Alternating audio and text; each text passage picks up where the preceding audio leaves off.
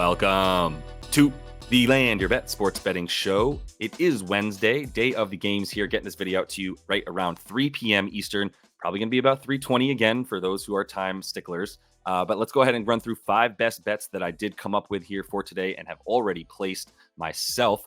Do have another video up, so reminding you to subscribe to the page so you can get each of the night before videos that come out about 24 hours in advance of the slate. Well, a little bit less than that. Let's say 18 hours in advance of the slate, where I'm looking at all the games, at least the top 5 or 6 of them on the slate that we want to play, and breaking those down for you guys each night before, coming back with these at 3 p.m. Eastern the day of. So let's take a quick look at what I showed you already earlier. 10-game slate. Chicago played yesterday on Tuesday and lost badly to the Raptors. Badly because it was a bad loss. Cleveland is going to have another game tomorrow after playing Detroit tonight. So that might be a bit of a look ahead for Cleveland in that one. A little bit of a stinky line there. Might want to stay away from adding Cleveland to your parlays if you had some plans on it. But let's go ahead and look at what I do have here and am playing and have already played. First one here is James Harden alongside a same-game parlay with his Clippers to win and to score 120 points in this game. A little bit of a look at why, but it is minus 105 on DraftKings, 1.1 units to get that back to about $105 back if you play about $110 there on the bet. If you are looking for how to get there, you go to DraftKings, you go to that same-game parlay tab, and then you go over all the way basically to the right to team props. And in that tab, you can go ahead and toggle between which of the numbers you'd like to play. The core line is 124.5 points for the Clippers if you want to play that over or under. If you want to move that line a little bit, you can get it down to minus 119.5, obviously for worse odds, but we're adding it to a parlay here to get us back to 105 alongside the money line, which is like minus 500. So it's a little bit of a stinky line too. I think they're going to pull this one out, but I also think there's a really logical world where they just smack the Wizards and wipe the floor with them in Washington. A look at James Harden here and this team in general. 8+ assists in 12 of his last 13 for this team in the Clips. 14.3 potential assists per game during that time. Like, it's James Harden of the passing version of James Harden, the assist man that we all know, and we all know who led the league in assists last year. And now he's even better this year on this Clippers team with even more weapons at his disposal, with a little bit more wing play than what he had with Joel, obviously, where it was mostly all pick and roll and pocket passes. Here, we're talking about him playing the Wizards, and they should be the Wizards because there ain't no D in this team. They allow the second most assists per game to point guards, and I'm not going to waste your time going into all the other things that they allow and bleed in terms of stats that they give up to other players, especially point guards. Actually, slightly fewer points that they give up. They're decent, I guess, at limiting points to point guards. Mostly James Harden is looking to pass right now, and if you're going to talk about one of the second worst team at limiting point guards assist, going up against maybe the best passing point guard in the league still, I'd give him the nod. Then yeah, I'll go ahead and take Harden to get the, if you want a double as well, I would take that. And as far as all the other stuff, I mean, I just told you how bad Washington is. They should win. The only teams that they have not given 120 points up to in their last 10 games at home was, I believe, Minnesota. They didn't give it up to Orlando as well. And one other team that like Brooklyn or something, because Brooklyn was horrible that day as well. I think they lost to the Wizards in the middle of one of their nasty losing streaks, because you can tell I don't have very much respect for the Nets either. But either way, everybody who's trying in any fashion gives up this amount of points to this team. My ideal scenario here, what I'm predicting is this game is somewhat over by the end of the third quarter. Harden's already got his 8 assists. We don't have to worry about him getting 10, right? Because he did play. We just saw him play the Celtics the other night. Really good team at limiting assists, had 7 against them in 27 minutes, didn't have to play because the Clips were up 30 in the third quarter. So didn't play the fourth quarter, didn't get the 10 assists, almost got the 8 in the 27 minutes. But let's go ahead and book him at around, like, my guess is the 30 minutes.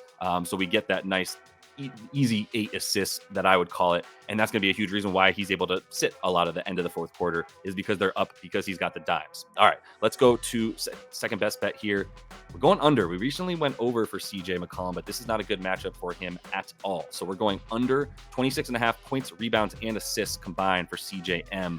Minus 130 on MGM because everywhere else is 25.5. So I would go ahead and find that on MGM if you have a account there and take him at the minus 130. Add a few more if you want. Like, I thought about putting 1.3 down, but I don't want to get too crazy. We went 4-1 last night. For those of you who were tailing, probably should have led with that so that you guys would think I'm smart. But for those of you who are riding along for the long haul here, like, you're real ones and you don't really care about that anyway. Moving past it for CJ, minus 130. I'm good with the 1 unit on it because you'll see I have about 4.5 units that I'm putting down tonight total on my 5 bets. He's gone under this in 7 of his last 10 and 4 of his last 5. To be clear, I'm not the dude who's like, he hasn't done it recently, so he's not going to do it tonight. Like, I have more reasoning than that. This just kind of kicks things off. I then look at why has he gone under in 7 of his last 10? Why has he gone under in 4 of his last 5? Because remember, this number that at 26.5 PRA, that's just made up by the books. So when we say under, it's relative because it's hyper relevant, because that means over the last 10 games, his numbers have been inflated for what he's ended up getting. Why have they been inflated? Why has he been underperforming and compared to what the projections are for most of these cappers and the sports books? Well, Zion and Brandon Ingram, BI, have played 8 of those 10 games. I think Ingram played 9 and Zion played 8 of these last 10. Zion's played 4 of the last 5. And the only game that Zion did not play, CJ went over this number because he got a bunch of assists, right? And in that game, he had like 11 potential assists. In these last 10 overall, with or without Zion, right? In the last 10 overall, 6 potential assists. And that includes that 11 potential assist game I just told you about when Zion wasn't playing. And Zion is definitely the dude who takes away from CJ's assisting more than anybody. His assists drop about 3 per game with Zion on the floor because Zion's point forward. It's just point Zion at this point. A lot of the time, he's doing a lot of his work from a little bit outside and definitely going down low. But he's got the ball in his hands predominantly, and he's the one driving and kicking. And if anything, CJ is more of a catch and shoot player with Zion on the floor. His catch and shoot numbers tick up slightly as well, which is not surprising at all. Because like I said, Zion's driving in, either trying to finish at the lane or pass it off. In this game, I see Zion actually going all the way to the rim consistently. I told you about that in the video last night that I had a lean on him to go over 22.5. I'm just on a bit of a no Zion diet for a long time because I never seem to guess when he's going to do well or not. He's done well in this matchup before. There's not much in the way of rim protection for this team with Alpi Şengün playing like 35 minutes. He's going to play at least 33 minutes in this game. Going to be dealing with Joval. That's not a good matchup for him. So there's not much there to protect the rim for Houston in general, and certainly not when he's busy battling Joval. And then you've got the most powerful power forward in Zion going to the rim. So a lot of point potential for Zion there. But like I said, I'm on a Zion-less diet for a bit. For CJ here, he's going up against Houston, who limits point guards to the second fewest assists per game, and they have the 6th best defensive field goal percentage above the break. So we're always looking at that. Why are they so good at limiting point guards in general? Well, it's because they have Dylan Brooks. He's going to foul you. So that's why actually points are sometimes there for the point guards against this Houston Rockets team. We've done this before if you've been following along. In fact, we took Tyrese Maxey one night to go under his assists and over his points against this Rockets team because that's the type of matchup it was. Plus, Embiid wasn't playing in that game. In this one, CJ still doesn't have the usage. Like the points, I consider just the rebounds and assists at 8.5. If you want to go with that, you can get slightly better odds. 8.5 isn't much. It does scare me a bit because I think, the points are still high for him too, right? Like he hasn't gotten this number against Houston twice now, averaging about 21 PRA in those 2 games because he's just in a bad position against a team that's a good matchup on defense. So let's go ahead and move on to 3 here. Franz Wagner to go over 22.5 points and assists. This is a bet that Nate gave on the Coast to Coast show. And I'm repurposing it because I do believe in it. And I like when Nate brings me something and does a lot of the research that I can decide if I like it or not and do a bit more of my own as well. So what I've seen here is what Nate called out. His minutes restriction was limited roughly 4 games ago. In that time, he's gone under twice and over twice with these numbers here. And that's in part because he was playing some good defenses and he had a really bad game against Phoenix. And when Phoenix won that game, they came back to win, and that was all on the strength of Paolo and the Magic beating the Suns there. But either way, in the other games here where that team, by the way, is good at limiting shooting guards. I should be very specific. This team, now that they're going to go up against, in this one against the Spurs, they should also be a bit better down low, right? And that's not exactly where the strength of Phoenix's defense was when Franz went under and Paolo went over. Paolo was able to go down and drive to the basket and muscle his way into it. And this San Antonio Spurs team with Wemby, if you believe in it, is a little bit better down low than when it's Zach Collins protecting the rim. So with that in mind, like Paolo might have a bit more trouble finishing close to the basket. Franz, who also drives almost as frequently as Paolo does, actually is a better shooter, as we know as well. I'm playing the shooting guard position because he's out on the wing more, expected to take a few more threes, and is also able to facilitate a bit more because he's out there with obviously the whole floor in front of him. And now he's playing that Spurs D, baby, 124 defensive rating for these Spurs. And they allow the 5th most points per game and 5th most assists per game to shooting guards on the season. Franz is up to about 9 potential assists as well. So if he can get the 5 assists, I like him to get the 18 points. I don't think this number is going to stay very low. That was another good call out by Nate, was like, he's always looking at these Franz things because I likes Franz Wagner. And he knows that like Franz is usually at 24, 25, 26, but 24, 25 points and assists combined. That's usually his prop when he's healthy, in the rhythm of things. And now he's getting back into the rhythm of things. So we're hitting him at the low point of his upward curve that he's about to hit, right? All right, let's go to Fred VanVleet. I also gave you this as a lean, and I'm playing Fred, even though I'm not playing Zion. That was my other lean. And we are buying the dip with Lil Fred. Quick, another reminder for those of you who were scrubbing ahead, go ahead and subscribe to that page if you would. It's super helpful and much appreciated. And jump in the comments. These are just reminders because I want to remind you guys that I'm welcoming all that. And it's been a really good time actually bullshitting with you guys in the comments and the like. So back to Fred, over 14.5 points, minus 120. We're going to half a unit on it because we're buying the dip. So I'm not ready to hammer it. We're not hammering the dip. We're buying the dip. Maybe if this stays at about 15.5, if he doesn't go off too much, but he can just get us like 16 points in this game, and then we'll hit him again harder next time, going like, okay, the volume is still there. The shooting is coming back up for Fred. Like, it doesn't surprise me that Fred VanVleet goes through these slumps. In the last 10, 14 points a game, close to getting us over, 40%, 41%, we'll call it, from the field to give him his due. Not a good number for a field goal percentage for anybody, even if you are shooting most of your shots far away from the basket, which he is. But 27.5% from three ain't it. Fred needs to be up around 38, 39 for him to have the effect on this team that he's capable of on offense, especially, which is where he's going to do most of his work as a liability against some bigger players on defense. He's still taking 8 threes a game, though. You see right next to the 27.5 3-point percentage I wrote down, he's got 8 3-point attempts a game. The volume is still there. So he's not losing it, right? There's some guys, maybe they're a bit younger, maybe they're not the focal point of the offense. Once they start missing shots, you see the attempts start to drop. You saw it with Chet Holmgren, for example. He had like a 7-game stretch where he didn't even take more than like 11 shots a game, whereas normally he was taking like 15, 16. And that was because he started missing, went 2 for 10, 1 for 7, etc. Like he started to take fewer than 10 shots a game because he lost some of that confidence until his team boosted him back up. That's not going to happen with Fred VanVleet. Ime Udoka is going to him, and that's his guy, right? Like, that is his dude. That you can bank on this guy getting minutes. You can bank on him getting volume, and as long as he's taking good shots, he's not getting pulled. That's not how Ime plays, right? He needs that point guard on the floor to be controlling things, and that is who Fred VanVleet is to him. So if the volume is there, and this is a matchup that is amazing for him, let's buy that dip.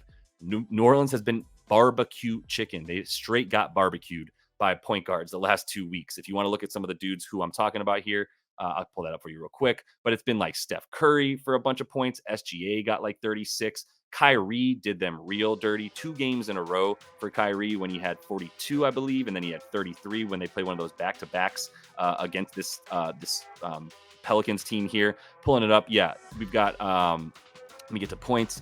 We've got Drew Holiday getting 20. Dame got 26. Shai got 31.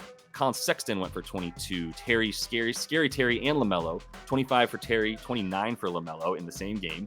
And then you had Kyrie, like I said, 42. And then he had 33 and then 42 in those back-to-backers. Jamal Murray dropped 20. So yeah, the points are there for point guards who can shoot from the top of the key because that is where New Orleans is weakest, because that is where our boy, who we talked about earlier, CJ McCollum, plays defense, or at least tries to, and doesn't do it well. So that's why Fred and all these really good point guards who play above the break are going to have a lot of shots, and they're hopefully going to make them. If he misses, we take the L, and that is what it is. But I'm putting 5 units down to see if we're getting ahead of this this resurgence for Fred VanVleet to get back and regress to the mean. All right, last bet is also half a unit. This one is also from Nate, and I like it. I do like it. It's just right on the cusp, like 16.5. He's even at 17.5 because some people are playing his overs, and that actually scares me. I definitely don't love it when I'm on the same side as the majority of the public, but some people are playing that upward. And for Malcolm, it's a good matchup. Like, he is a good point guard to have against Dame Lillard, and he's going to continue to get the usage. So we'll go over 16.5 points for him with a half a unit. All right, he's gone over in 5 of his last 6. He's averaging 21.7 points per game during that time. He has an individual offensive rating of 123 because he's the adult in the room, a term that I use consistently when you've got a team full of young dudes like the Portland Trailblazers, or a team full of knuckleheads like other teams in the past, and you have the only adult in the room as a guy like, take Malcolm Brogdon, for instance, right? And I've said that about Al Horford on the Celtics in the past when they were really young, and he's the adult in the room. That's Malcolm Brogdon here. He's like the offensive rating is because he knows he needs to play efficiently. And that's the only thing that ever scares me about just the points, is the fact that he could decide that he wants to facilitate for others more so. And that would be understandable. But against Dame and against Milwaukee, the points and the shots should be there for him. The assists are a bit high. I think that's like 7.5. So if you want that for him, though, I don't hate it because it's something he's done against this team and against Dame in general. He had 18 points against them on the road in the game earlier this season in November, 36% usage rate. Don't tell me the Bucks have gotten better at defense since that time. They're still bad at defense, still bottom 10 defense in the league. They are allowing the third most points per game to point guards on the season. That's why I'm there for the points, honestly, because the shots are going to be available. Dame's not really fighting through screens. Say what you want about the need for him to have his legs on offense. This is a two-way sport, and he doesn't really bring it on one end. And then Milwaukee on the road, fourth worst defense against the fast break. They are giving up a ton of free throws and points in the paint as well. So Malcolm Brogdon, wonderful little teardrop shot available for him if he wants it. All right, that is the 5 bets. Let's take a look at what those look like. 4.1 units to make 3.5 back. We've got the same game parlay with James Harden to go 8+ assists, LAC and to go over their team total of 119.5. That's adjusted team total. And then the Clippers money line as well. CJ McCollum under 26.5 points, rebounds, and assists. And Franz Wagner over 22.5 points and assists. Then we got Fred VanVleet over 14.5 points and Malcolm Brogdon over 16.5 points. Let's take a quick look at how we did yesterday. 4-1, up 2.6 units. Jonathan Kuminga, little bit of a scare. Everybody was like on the cusp of getting their stuff going into the fourth quarter. Siakam needed like 3 or 4 PR. Jonathan Kuminga needed like 6 PR. LeBron needed 2 assists. Josh Hart needed 2 or 3 rebounds and assists.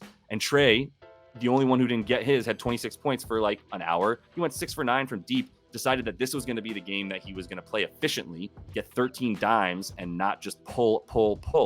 I guess DeJounte Murray started to do his thing, so like that's what happened. But whatever. To all you who followed the Trey bet, one dude in the comments as well was hilarious. Was like, I'm gonna get off my no Trey bet list for a minute.